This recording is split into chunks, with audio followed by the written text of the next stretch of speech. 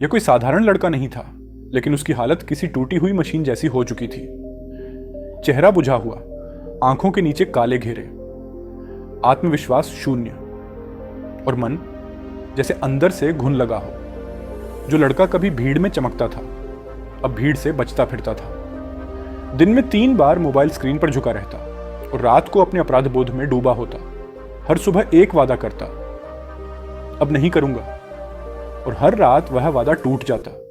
उसके अंदर कुछ मर रहा था, शायद आत्मा, शायद इच्छा, या शायद उम्मीद।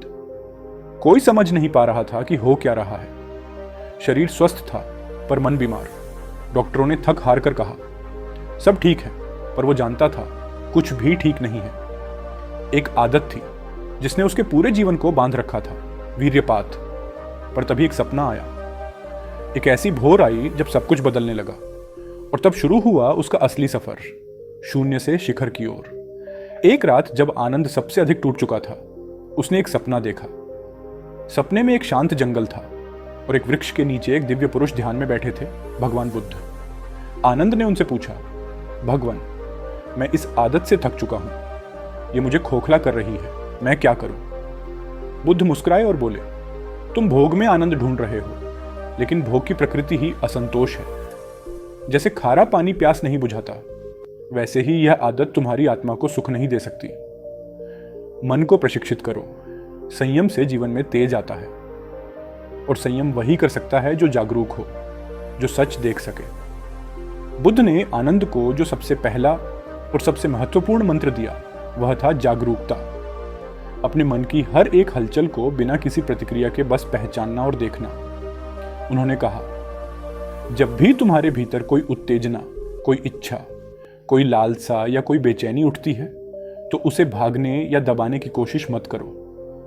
न ही उस पर तुरंत प्रतिक्रिया दो, बस उसे देखो, जैसे कोई पेड़ पर पत्ते को देखता है जो हवा में हिल रहा हो। यह सुनना आसान लगता है, लेकिन असल में यह सबसे कठिन अभ्यास है। जब हम किसी इच्छा या आदत के प्रभाव में होते हैं, तब हमारा मन उस इच्छा के प्रति इतना आकर्षित हो जाता है कि हम अपने आप को पूरी तरह खो देते हैं। हमें ऐसा लगता है कि अगर हम तुरंत उस इच्छा को पूरा नहीं करेंगे, तो हमें बेचैनी और तनाव महसूस होगा। लेकिन बुद्ध ने बताया कि वह बेचैनी और तनाव वास्तव में उस इच्छा की शक्ति नहीं है, बल्कि हमारी प्रतिक्रिया की शक्ति है। जैसे जब हम किसी नदी के किनारे खड़े होते हैं और पानी बहता है, हम उसे रोक नहीं सकते, लेकिन हम उसे देखकर शांति से खड़े रह सकते हैं। आनंद ने यह सीखा कि जब भी उसके मन में वीर्यपात की इच्छा आती, वह उस इच्छा से लड़ने या उसे दबाने की बजाय बस उस पर ध्यान देता। देखता कि यह इच्छा कैसे आती है, कैसे बढ़ती है और फिर कैसे कम हो जाती है।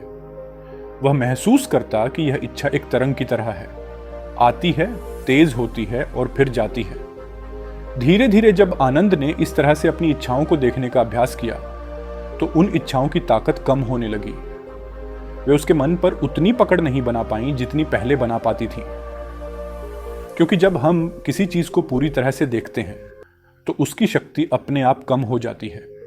यह देखना यानी साक्षी भाव ही परिवर्तन की शुरुआत है।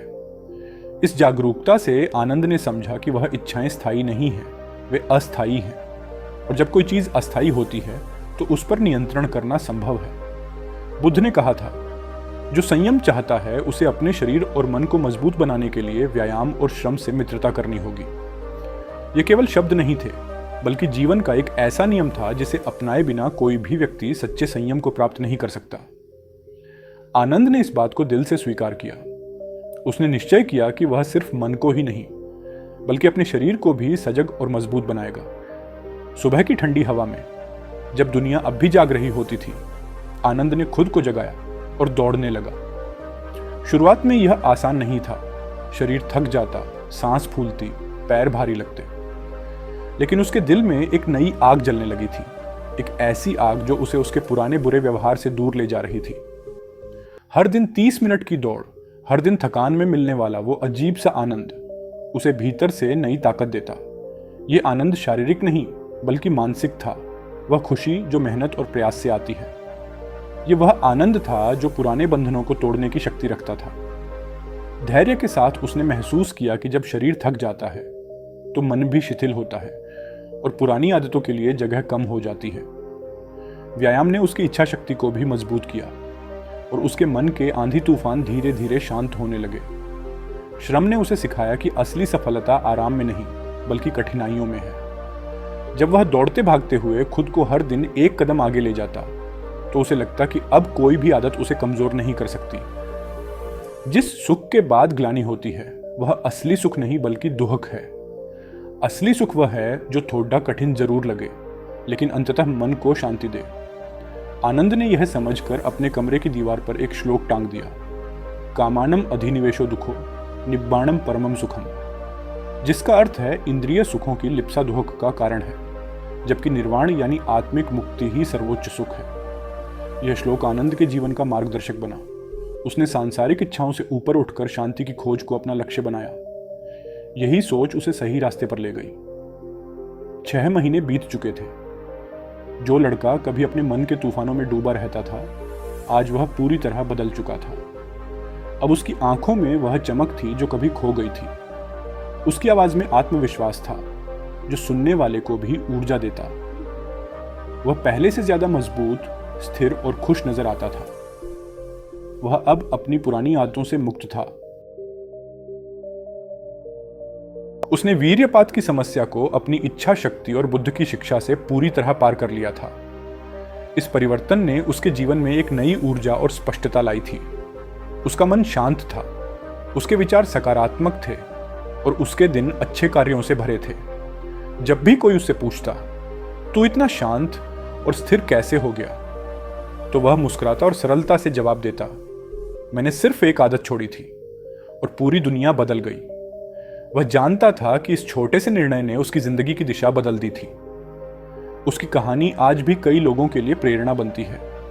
यह बताती है कि सही मार्ग और सही प्रयास से हम किसी भी बुरी आदत पर विजय पा सकते हैं और एक नई उज्जवल जिंदगी की शुरुआत कर सकते हैं। भगवान बुद्ध का मार्ग कोई जादू टोना या तुरंत असर करने वाला मंत्र नहीं है, बल्कि यह मन और आत्मा की गहन विज्ञान है।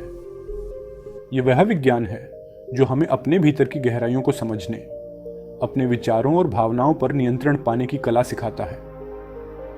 जिन लोगों ने अपने चित्त को वश में किया, अपनी इच्छाओं और अहंकार को शांत किया, वे सच्चे विजेता हैं। उन्होंने न केवल अपने जीवन को संवारा, बल्कि अपने आसपास की दुनिया को भी रोशन किया। यह मार्ग धैर्य, समझदारी और निरंतर अभ्यास मांगता है, लेकिन अंत में यही मार्ग हमें सच्ची शांति, स्थिरता और आनंद की ओर ले जाता है।